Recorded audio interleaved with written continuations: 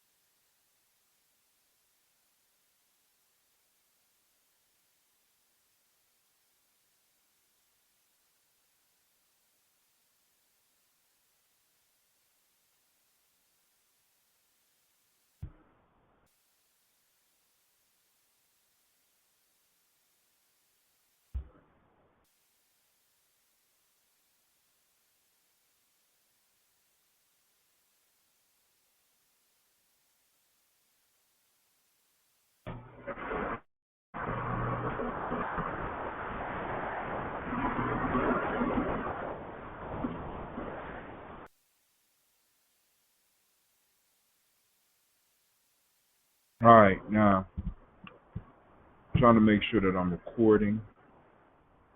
Waiting for Uber conference to load. I should have did this earlier.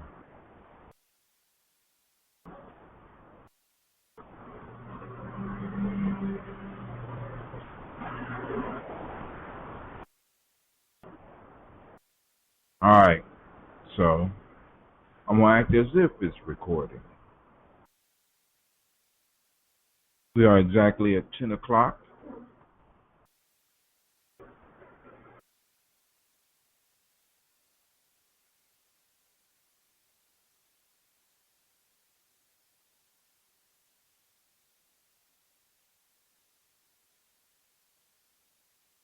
So I set it to record.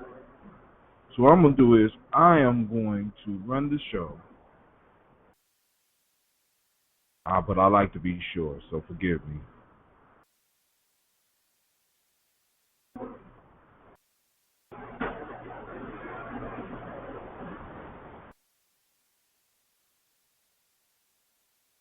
All right, it's still loading. I don't know what's going on.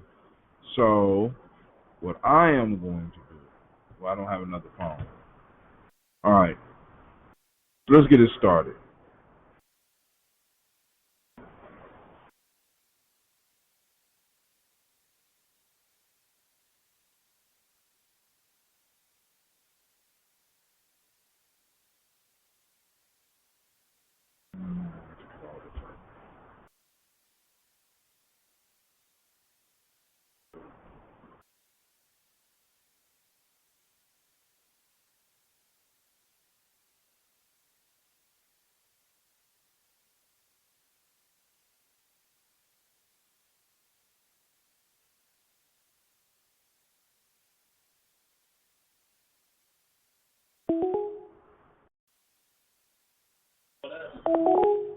Peace. Yo. Hello, can you hear me? Yeah, I can hear you, man. This is John. I know, hold on.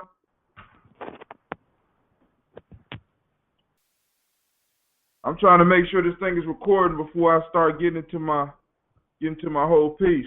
Can you see my screen? Yeah, Are you? I can see your screen. All right, you see the Proverbs. Folktale. Yeah, the Wild Boar and the Fox. Sir. Yes, sir. I'm just trying to make sure this Uber conference is taping so that I can re-upload it for the show. You might have to make it bigger, though, because I can see it, though. You might have to make it a little bigger, though. All right, well, I can't make it no bigger. You don't know how to zoom in? Nope. Dang, you know how to zoom, because you can show zoom in on it. You can just, if you know. Who else? Somebody else on? I think so. Yes. Who is that? It's Shelia. What's up? Hey, How you up? doing? I'm chilling. I'm having a problem because I'm experimenting with how I'm doing it. So I have to apologize to both of y'all. What's going on is I'm on Uber conference and I'm recording the show and I'm going to upload it after we get done. But I need to make sure it's taping, but I can't see Uber conference. It's loading up real slow. So I don't know what's going on. But anyway, do you need we're us gonna to hang carry up and call back, or? No. Cause I got y'all. We gonna do it. And if it don't pop off now, I'm gonna send y'all shots when I redo the show again. So Okay. so let's just go and get into it. So right now we doing the Wild Boar and the Fox. So this is Folktale for grown folks for those that never heard the show before or want to understand what's going on with it. I'm sorry I can't make the image bigger, but basically what we do what I call wisdom mining. We're gonna look at this this folktale and we're gonna discuss it and hopefully some ideas that we could use in our personal lives, as well as some ideas that's going to deal with some of the issues that are going on in society. And you will be surprised how brilliant this dude Aesop was. All right, so let's go and get into it. I'm gonna read it out real quick, and then we'll get started. A wild boar stood under a tree and rubbed his tusk against the trunk. A fox passing by asked him why he thus sharpened his teeth when there was no danger threatening from either huntsman or hound. He replied, "I do it advisedly, for it would never do to have to sharpen my weapons just as the time I ought to be using them."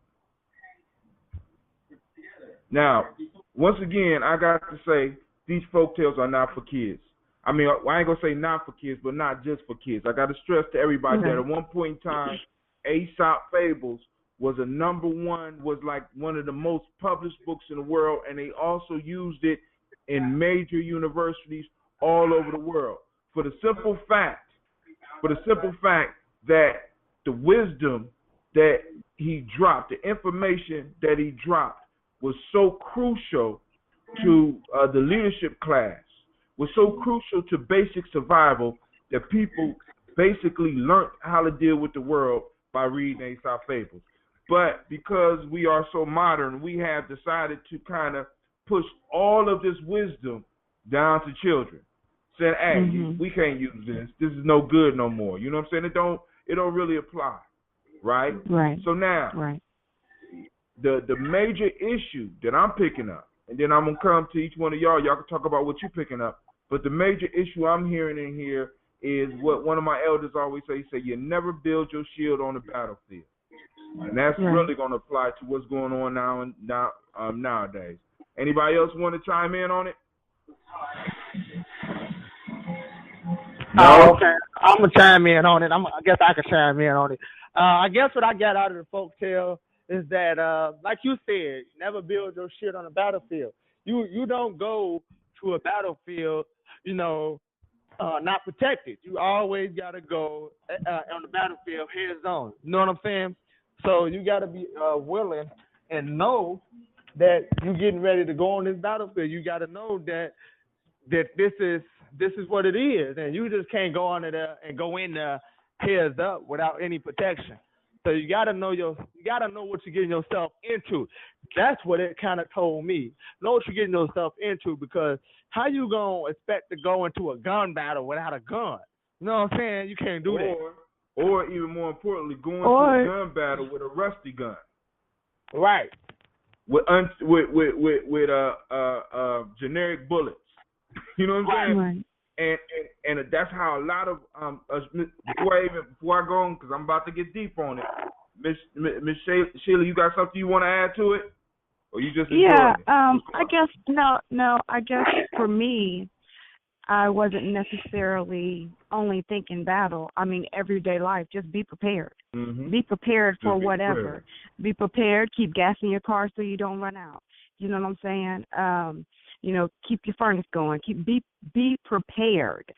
Like everything you do. You don't go into anything that you do without being prepared, whether it's for your interview, whether it's for your PTA meeting. Like, don't get there, don't get to that point, and then start trying to sharpen your knowledge of what's going to be discussed or what's going to be happening. How many people that we know that actually live life sort of like the fox, because the fox walked up on the boar and didn't really understand what the boar was doing. You know what I'm saying? It's like the boar. Because the centerpiece of the story, a lot of people think is the boar. You know what I'm saying? And coming from one angle, it could be the boar. But for me, the centerpiece of the story is the fox, because the fox brings the attention to the boar, because he don't know what the boar is doing. You know what I'm saying? Why are you wasting time? Why you know what I'm saying? You up here rubbing your tusk up against this tree. Why are you wasting your time? How many people do we know in our lives that are like this? How many organizations do we know in our lives that are like this? How many races of people do we, see, I told you I'm bringing it back. How many races of people do we know that live their life like this damn fox? Right. A bunch of people. And not only that, sometimes some of the stuff that we feel like that we're doing, a lot of people feel like that we're wasting our time. Now, I'm 19 years old. I have my own business and within the business. But my family don't understand exactly what I do. They feel like being in this company, being able to grow my business and being able to, at 19 years old, have potential and unlimited potential of income. You know, there's no limitation on my income. They don't understand exactly what I do for my business. Now, I'm not trying to work for nobody else. I'm not trying to do all these other things at 19 years old, because I feel like to work a dead-hour shift and to come home tired, I'm too young to be tired. And every time I go to my business, every time I go to my company, they say, you got a lot of energy. And that's because I never get tired. I never get tired of helping families, and I never get tired of striving for the better. But my family don't understand my thinking. But I realize is that if their goals are not big enough and high enough for them to laugh at, then you're not going to achieve anything. Because if they're not laughing at your goals and dreams, then you're not thinking big enough. And what the fox was thinking 6 inches in the weight. He wasn't thinking big. He wasn't thinking, well, he felt like he was wasting his time sharpening his teeth. You know, the boy was prepping himself for whatever comes next. And that's what we got to start doing. We got to prep ourselves for whatever comes next. Now when we get to that point, you know, not that when we get to that point to start prepping ourselves, we got to prep it before we get there. Exactly. Like Sister Sheila said, keep that gas in the car. And because the brilliant thing about Aesop was that because he didn't make it personal, because he didn't say the black man, he didn't say the white man, he didn't say the red man, he didn't say the blonde, he didn't say all of his characters are mythical creatures that we know don't talk. They can't talk, but because his images are so impersonal, you know what I'm saying? Because the fox could be anybody, the boar could be anybody, the huntsman could be anybody, the hound could be anybody. Because it was so impersonal, his stories rolled down through time. You know what I'm saying? And we are able to do it. But getting back to what Ms. Sheila said and back to what you said, it's like most of us are not keeping the gas in the car, and not just the physical car outside. We're not fueling ourselves up so that we can our mentality, right? Our whole mentality is off. Like, for example, I mean, like, because I'm bringing it back to an issue. Like, how in the world could a lone white boy walk into a church and kill 9 people from a whole different group? You see what I'm saying? I mean, we're not prepared for a group of people who have been doing the same thing to us for centuries. You know what I'm saying? This is not surprising. You know what I'm saying? Wow. You know, we still have some of the same people in our neighborhoods doing some of the same stuff that has been going on in our neighborhood for the last 20 years, but we don't deal with it. We complain about it. We're not sharpening our tusks. We're not getting ready for those events. What would happen in our communities if the grocery store shut down? Right. Like Johnathan, you trying to do your own business, right? Nobody will really understand you trying to do your own businesses trying to do your own business until it gets started. See, because just like the fox won't understand why the boar is sharpening his tusk until he get cornered by a huntsman or a hound. You know what I'm saying? Because one of the worst things that can happen to, because if you ever looked at how they hunt wild boars, man, one of the worst things that can happen to any animal is to get gouged by a boar. Everybody avoids the boar's tusk. That's a whole nother, oh my God, that's a whole nother, see, I'll go all the way in on this one. Because, dude, that whole getting prepared piece is very important. How many of us even know how to garden? How many of us know how to start a fire? You know what I'm saying? How many of us know how to build shelter? You know what I'm saying? And even... I'm sorry. No, go ahead. Well, I was going to say, and even with, our children, that sharpening of your tusk could be just, teaching your children, sharpening their skills, sharpening, the youth, all of our youth, whether they're your children or, children in your neighborhood, sharpening their skills and their mindset.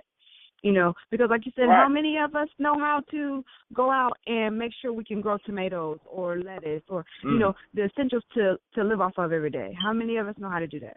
And then how many of us know how to do it and aren't passing that on, aren't sharpening those tusks? Right. Whatever, right. And like you say, we have testimonies for a reason. We have stories for a reason. Those are meant to be passed down. So for you to be keeping your stories and keeping your testimony, that's being selfish. One of the things that I don't care how many people get mad at me, make me want to critic me, but the one thing we do know how to do, we know how to complain. We know how to complain. Oh, yeah. We know how to be miserable. We know how to do all of these negative things. But when it comes to doing something positive, like starting our own business, when it comes to doing something for you and bettering yourself and bettering your community, and one of the things that I hate the most is don't forget where you come from. Don't forget where you was brought up in. Don't forget. Always come back to your community. I don't need you to tell me that, because 9 times out of 10 when you leave, you're not coming back. So why tell me to come back? Because you're not gonna come back. You're not gonna do no fixing up here. Because all I know, you can catch us too. And for us to be telling us to tell our community, don't forget where you come from. It's not about forgetting where you come from. It's about lifting. See, that's one thing my race simply don't know how to do. We don't know how to lift ourselves. Matter of fact, lift our people. Now, since civil rights movement, we have not had a successful activist or active activism. Mike Brown has been a failure. Baltimore been a failure. All of the stuff that they doing out to us, it's been a failure because maybe it's because we don't have the right leadership, or the leaders that are leaders don't know how to be leaders. Well, I don't know what it may be.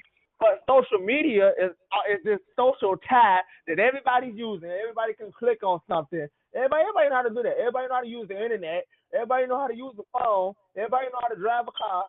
Everybody know they need to pay their bills on time. Everybody know how to do all this, but you don't know how to prep yourself for your future. You don't know how to stop complaining for something different. You know what I'm saying? But you keeping all your stories. You keeping all your tests. See, so I believe in through adversity comes greatness. So that's how I think. But and the boy was thinking. Hey, I got a question for you, Johnathan. What was the boy preparing for? He was preparing for anything. Adversity. Adversity. He was.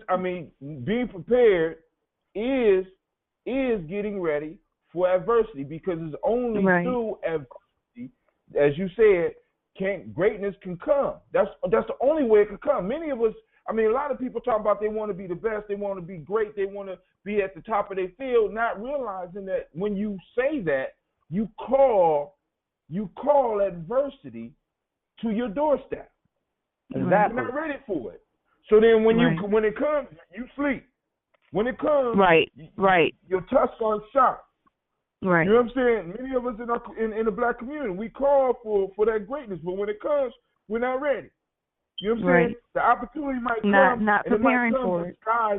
It might come disguised as tragedy, and we're not really prepared for it. You know what I'm saying? At all. You know what I'm saying? I mean, because like I said, we got all this stuff going on around. Because now the white boy walking in the church overshadows so much right now. Yeah. You know, because we just in Columbus, we just had a 16-year-old, maybe a week and a half ago, walk into a house, murder 4 people. He shot 4 people in the head. One of them, he shot 5, murdered 4. 1 got away. And a week before that, a young boy, a black boy, once again another young black man, Black Lives Matter. That's a whole nother story, a whole nother discussion. Shoots 2 girls in the house. He peeks in the window, turns around and shoots both the girls that he see in the window. You know what I'm saying? And as Sheila said, we're not taking time. These are tusk, a young tusk out here. They're not sharpened. Nobody's taking time to hone them. And when and when you look at the root word of honor, hone is in there. When I say hone, I mean to sharpen something down, to bring it down to a blade. Hone is the root word of honor. Nobody is teaching our kids honor. Nobody is teaching our kids respect. Nobody is teaching our kids sacrifice. Nobody's out there really instilling the principles or sharpening our young tusks, or teaching our young boys to sharpen their tusks. So what they do, they're out there killing each other. They, you know what I'm saying? And when the enemy comes, they're definitely not going to be prepared. Because, like I said, hell with the grocery stores, what if they just decide to cut off all the black neighborhoods? One fell swoop. We just going to lock everybody in, because I've seen this happen. I think it's like, and I don't know, Sheila, you in Columbus, I don't know if they ever did this in Chicago, but they shut down the expressways on, I can't remember how, it was maybe about 6 weeks ago. You know what I'm saying? And the only way I could go was the way that they directed me, and that showed me right then. Right. They already strategically know how to block off certain areas. I could not get through the short north. I wanted to go through the short north. I could not get every road that they had open led me away from where I wanted to go. Yeah. What if they decide to do that for real? Yeah. Are we going to be prepared to? Yeah, because it was like that over here, too. It was like that in my neighborhood. You said who? I said it was like that in my neighborhood. I had to go down past my house and around to get home. Because all the roads were closed. They know how to do it. They know how to do that. But check this out. It's not the fact that the lack of teaching the younger generation. It's just that the older generation, it's really their job to teach us. It's really their job, but we don't have multiple older generational the people that want to do that. They're not thinking that, because they have already been shut down. Right. Exactly. And the ones that get out are the ones that from the younger generation that comes to be the older generation, but it's only a few of us that get away, that get out. You know what I'm saying? And think of it, it's not. And to me, I say the way to get to the whole, to get to everybody, get to the youth. I'm telling you, if we teach every youth in our community today, starting today, we teach every community about finances, about all these things. I'm saying everything that they got prepared for us, that they want us to fail. They want us to fail. And we allowed them, and we allowed them to fill up and we allowed them to instill that in our mind, so we begin to fail. I tell you, we get out to the younger generation. The younger generation are gonna get to the older people, and that's how I feel. You know, that's why I believe in talking to. That's why I'm a part of Simba. That's why I'm a part of my company. That's what my company do. My company allows me to get out to the younger generation. To get out, if I could show every 15-year-old how to start a business, I will. I tell them right now, if you go lawnmower about 10 families, 10 land. Go get you a lawnmower. Try $10. I guarantee you, if you go charge $10 to mow somebody's lawn, and you do that for 20 people, you do the math. You just made, and that's in one day. Okay, now do the same thing the next day. Do the same thing the next day. And I'm telling you, these young boys, they'll make $50,000 a year doing this. They'll start their own lawnmower business. People come in and do that. They'll go get a license. I mean, you don't have to be a certain age to start a business. You don't have to go to school to start a business. You don't have to be a certain age to make an investment. I know a young boy that got an investment in Nike. Man, I mean, he took your time out to read. Not every young person takes the time out to read. And every person, takes time. I mean, automatically, the average bitch ain't thinking about investment. Average person ain't thinking about going on the internet, looking up random stuff. Half the time. They're not thinking about sharpening their tusk, huh? No, they're not. It's our job as older people, older men, older women, as the older generation, to get out to these younger men. But guess what? I'm in the younger generation, but I'm going deeper. I want to go even younger. I'm 19. I'm not that well, much older. and as you should. You're absolutely right. As you should. Whatever generation you're above, you should be telling that generation. Teaching that generation. You're absolutely right. And whoever you're teaching, if they're 14, 15, then they need to be talking to, the 8, 9, 10-year-olds. And the 8, 9, 10-year-olds need to be talking to the 4 and 5-year-olds, because it starts early. It starts early. From that nickel, that dime in your piggy bank. It starts early. And we can start passing on generational wealth. I mean, all the wealth, all these what they call the white supremacy, all they doing is passing on some generational wealth. Right. And I bet you every last one of them took out a policy and made their child a beneficiary. I guarantee exactly. I guarantee you, and that's what I'm planning to do. I want every last one of my kids to have a policy on me and be a beneficiary. Exactly. So they can get their money. Exactly. But it's not about raising your kids up in money. It's about passing on generational wealth and teaching your kids how to do the same thing so they can do the same thing. It's about building the community. Because if you look back during civil time, if you look back during the Martin Luther King time, the Malcolm X time, you look back, there were more black organizations, more black businesses than there is today. The Chinese people are outdoing us in businesses. They're outdoing us in education. All these foreign people, we've been here the longest. We've been the first one on this earth. Well, I mean, as they say, the first black person, the first Chinese man, they say recent studies say it was a black man. They say recent studies say that black people were here first. We've been here the longest, but we stopped. Mm-hmm. Right. We stopped. And we continue to allow ourselves to suffer. Because you know what? That's the number one thing. We follow behind what they do. What they do. We fail because we don't take the time to educate ourselves. And that get back to that sharpening that tusk. I mean, we've been convinced that we don't have tusk. Like you said, we've been taught that we're not supposed to go in business for ourselves. We've been taught that we allowed our children to be convinced that we wasn't good at math. We allowed ourselves to be convinced that we're not good at reading. We allowed ourselves to be convinced that we're only good at sports. You know what I'm saying? And music and stuff like that. We have allowed ourselves to be taught these, or we accepted those things rather than being able to really teach individuals to be good at, in a sense, what they were born to do.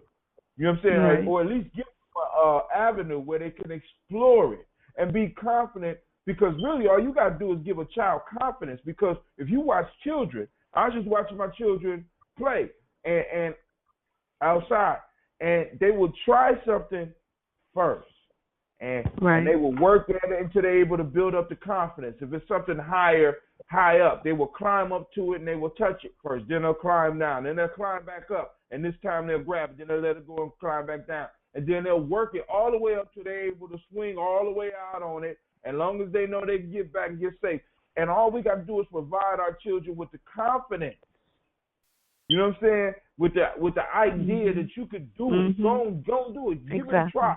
And then our children would explore and find their role, but we don't give our children that time. What we do, soon as they're old enough, put them in a school that wasn't designed to bring out the best in them. It was designed to bring out the worker in them. It was designed to teach them that, hey, young boy, you don't have no touch. As a matter of fact, the foxes are the teachers. The foxes are the politicians. The foxes are the businesses in our community that don't belong to us. All of them, listen, you don't need tusk. We'll protect you. We'll provide you with food. We'll provide you with education. And we fall for it. And all people do is lie. That's all people do is lie. That's all they do. Right. And a lie, in most cases, a lie takes two parts. It takes one to tell a lie, and it takes another to believe the lie. You know what I'm saying? And one of the things that I have noticed in my short 47 years, I'm going to say about 50% of the people that I know in my life know when they're being lied to, but choose to overlook. Right. Right. There's no way that black folks cannot true. know that we have been lied to. There's no way. There's no way. You know what I'm saying? So we continue, but we continue doing the same thing. You know why? Because we're mad. We have some type of psychosis that we're not dealing with. We don't think that we have tusk to sharpen. We're not being prepared. We're not preparing ourselves for the battlefield. We haven't accepted the fact that every other group on this planet is at war with us, and it ain't nothing. They comfort zone. It's still it ain't personal. As Don Corleone says, it's not personal. It's business. White people ain't got nothing personal against us. I mean, some people want to paint that picture like that, but they ain't got nothing personal against us. It's about survival. It's business. Yeah. It's business. You know what I'm saying? And because we don't take it as business, we get all into our feelings. We get all, and people who are emotional can't make proper decisions. You know what I'm saying? So, you know, I'm sorry. I didn't mean to go all off into that. No, you're fine. You know, you're right. It's all right. You're right, though. And I want to use James Brown for a perfect example. James Brown grew up without his father and his mother. But the mother that raised him told him, I saw the movie the other day, told this young boy. Hey, man, I couldn't listen to the James Brown movie, man. That's when my dog died. My dog died when I was watching James Brown. I'll never watch another James Brown movie. No, I'm serious. My dog did die when James Brown was on, but go ahead. James Brown killed the dog. But James Brown killed the dog. But the woman that raised James Brown told James Brown that he was gonna be a rich man. And James Brown had all this money, didn't leave a dime for his kid, but he had confidence in himself. That he's known as shook the world. Because the lady, whether he had a father or a mother, the lady, regardless if he was raised in a whorehouse or not, the lady that raised him told him and gave him the confidence and said he was going to be a rich man. And James Brown into that. Because whatever you tell a child, they take heed to it. They take it seriously. Whatever you tell them, it's serious business. You tell me I'm going to be a police officer, I'm going to be a police officer. You tell me I'm going to be a rich man, I'm going to try to fight to be a rich man. I mean, they fight for what the adult tells them. They take heed to it. People think their kids not listening. Kids really do be listening, even though they are. That's all they're doing is listening. That's all it. Yep, that's right. That's all they're doing is listening. Listening, even though they hard-headed and being bad and being busy. Right. They still. But that's all they can do. Right. That's all they can. They don't know nothing. I think what we fail to what people fail to realize though is that's their only job. You know what I'm saying? That's right. Is to listen. That's right. That's their only job. When you're little, that's your only job. And we fail to realize that. Even though we keep saying to them, I need you to listen to me, you're telling them You're telling them, I need you to listen to me and do this. I need you to listen to me and you should do this. I need you to listen to me and you should do that. That's what their job is. So they're doing it. But I think sometimes because what as parents, what people do sometimes is when they're listening and they're taking what you've said and using it the way their confidence tells them to use it, but if it's not the way that we want them to, right, that's where then the problem lies. So instead of catering to trouble. Yeah, exactly. So instead of catering to their ability to be confident enough to take what we're telling them and use it the way they need to use it, then we're telling them, no, you can't do it that way. I know you're listening to me, but you're doing it wrong. So now we have that backwards thought process. Now we have them. Here we go. Here you go. You have tusks, but I want you to hide them. Right. Don't sharpen them. You know what I'm saying? Right. Do what I tell you to do, not what you see me do. Not I don't right. care if I told you that. I remember I had a tell me that one time. I don't care what I told you. You do what I said. You know what I'm saying? I don't care if that. I mean, and so we throw these contradictions at our children. And now they're not confident, like Johnathan was saying. They have to have that confidence. They got to. Yep. And but I'm thinking about what Johnathan said, because that's very important. Because he said that the woman that raised James Brown told him that you're going to be rich.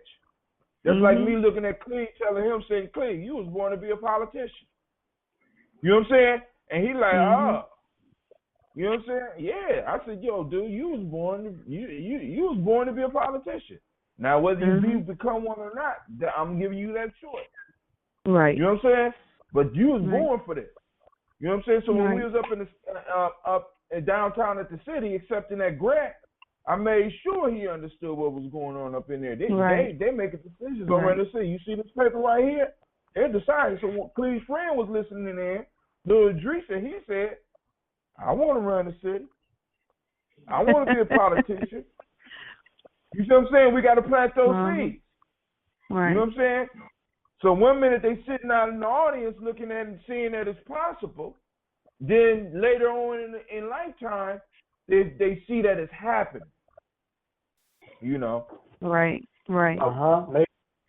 They do all the time.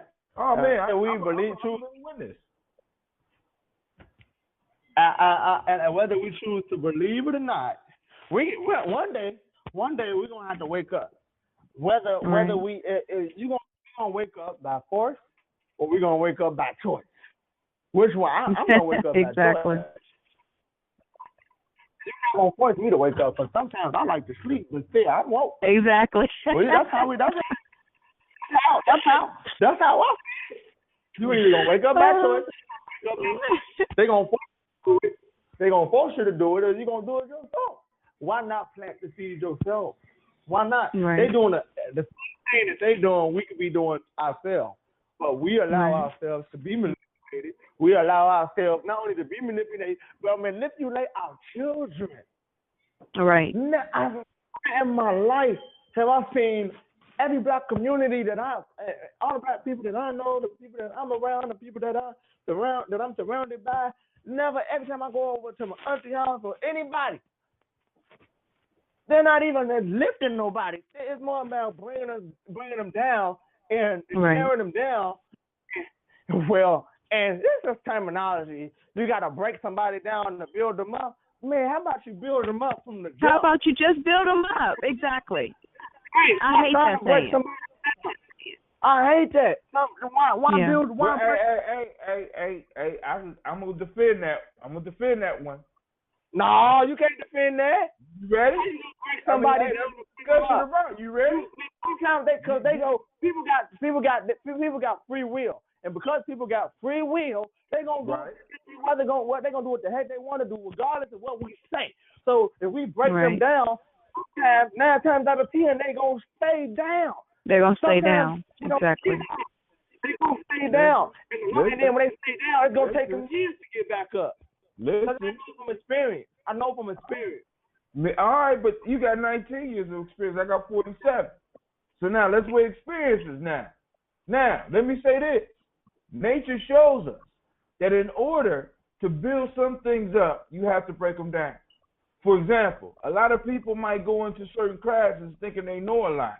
But what happens is that when you get into the class and you see the plethora of information, the amount of information that you really don't know, in a sense, you are broken down so that you can open up to be able to receive what you don't know. In order for a muscle to become stronger, it must be broken down. It must be torn up so that it can heal itself back together. So when people are talking about in order to build something up, you must break it down, they're talking about following a basic law of nature. You know what I'm saying? Well, I think stronger, go ahead. I'm listening. You're absolutely right, but I think what we've done as a society is misconstrued that. I think that's what Jonathan's saying. You know what I'm saying? It's definitely, you're definitely right, Hatem. But what's happened is people use it as a loose term now. Oh, you know, and they just kind of feel like, well, I'm just gonna keep doing stuff to you, you know, because I gotta keep beating you into the ground so that way you'll be stronger. But if that's personal, you know what I'm saying? I would not just keep beating my children into the ground and make them stronger. I'm gonna teach them to be stronger from the beginning. I'm talking the method I'm talking about. Follows in the sense of methodology because you had to put something in there. Right. To break it down. So now Jonathan, I hear what you're saying, and I hear what you're saying. But what I'm saying is now, oftentimes, some people will disguise their rhetoric, their disrespect, their abuse with that. I will agree with that because some people who are breaking you down and saying that they're trying to break you down to make you stronger are not really trying to make you stronger. They're trying to keep you dependent. They're trying to keep you weak. And I think that's what we are witnessing more of in our community because in our community, one of the things that you notice is that we start fighting over little petty things. You know what I'm saying? With every organization I have personally started, it was two things that always broke it up. Excuse my language. Money and sex, right? Because because it's a two-way street there. Because I was going to say one thing, but it's a two-way street there. I understand. Right. Now, soon as those two things start happening, you start having people arguing. You start having people fighting. You start having people, I'm going to break you down and make you stronger because they want to maintain their position or I'm going to take your lady to make her better. You know what I'm saying? I'm going to take your man to make, you know what I'm saying? You get a whole bunch of foolishness. You know what I'm saying? Because we haven't really grasped the concept. See, because the one thing that I'm noticing after studying these folk tales and studying these proverbs and these quotes is that the one thing that our people are missing, the one thing that we are missing is our values. Our values. You know what I'm saying? And for me, that's part of that sharpening those tusks, getting my values straight, getting clear on what's valuable. That boar knew what was valuable to him. You know what I'm saying? He wasn't concerned about just conserving his hoof. He didn't want to make sure that he had the best hoofs on the block. You know what I'm saying? He wasn't concerned about how he necessarily looked as a boar. At that point in time, he was getting his tusks ready for battle. He was focusing on his craft. He was focusing in on his skill that made it possible for him to be able to live. And most of us don't do that. Our attention is spread across so many things that we can't become good at nothing. We have very few masters in our community. And that's why we don't own businesses, Jonathan. We have very few masters. What we have are jacks of all trades. You know what I'm saying? And you know what jacks of all trades do? We work for other people.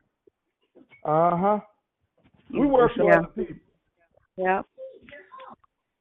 So, you know, I mean, you know, this one was real good. So, where else y'all want to go with it? If not, we call it a show because I don't want to hold, because I want people to come back next week. I want y'all to tell people about the show. It will be rebroadcast because I'm going to download this because it looks like it's recorded. I'm going to download this and upload it up on Spreaker, and it will be available. And Johnathan, tell them about your show. I'm Society's Truth, man. We got Freestyle Wednesday coming to you tomorrow, man. It's cracking, it's live. Some of the same kind of similar things that how Tim does on his show, I do on my show. It's all going to crack. It's Freestyle Wednesday. So I'm ready to see how Tim has Tim because I want to know how to do this Uber conference. And I'm going to start doing it on my show. And we're going to take it to the next level. And we're going to show the community what's real out here and how it is. Because it is my show, and I do what I want on there. So just come on and tune in on tomorrow. I'll be on. Follow me on Facebook. Look me up on Facebook. My name is Johnathan Work to Do Smith. Again, it's spelled JOHNTHAN. You can look for me. Smith, Work to Do Smith. Also, my Twitter name, I haven't changed it. It's still the same. It's Slim John as well. What is? So just check it out. I said What's Slim your Twitter John. name? My Twitter name is Slim John. I haven't changed it. I haven't John. made it Okay. official yet. Slim John, but look me up, Slim John Smith. That's my Twitter name. It's the same way you spell my first name. John is spelled John. So just look me up and tell me the thing. I got good vibes, but I do a little different on my show. I play underground rappers, and that's what I'm looking for. I'm putting on. Man, you stole my whole stick, man. Go on, man. I'm going to sue you because I play underground rap. I got a whole show dedicated to underground rap. I did not. But you my brother. You my brother. I ain't mad at you. But Johnathan, he also has. But if you can get some of his shows because I haven't been keeping up with him because he's been doing a lot of recording lately.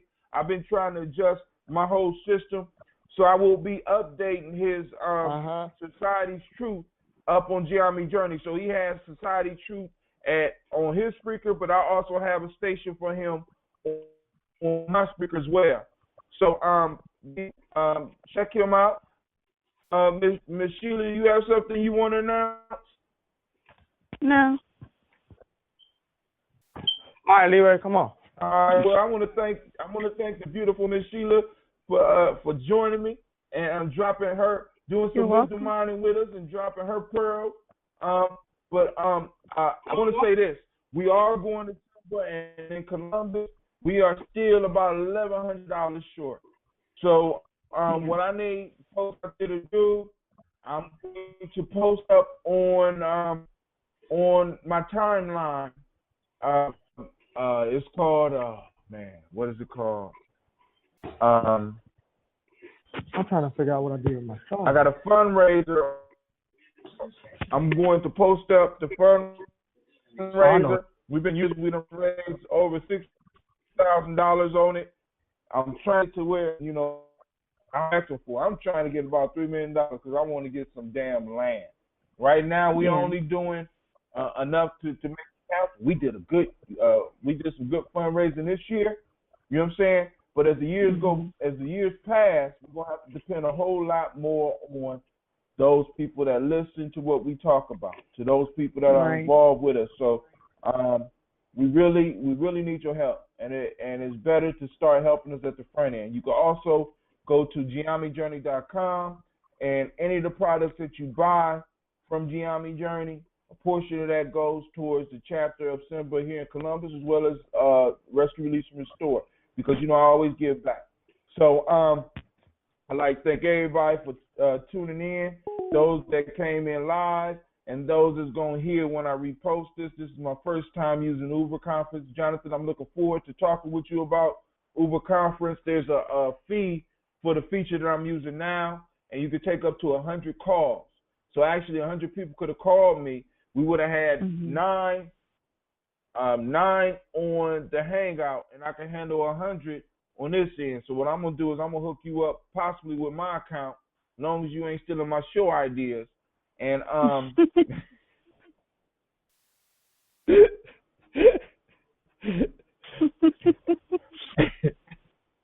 Logan, you still there, Johnathan?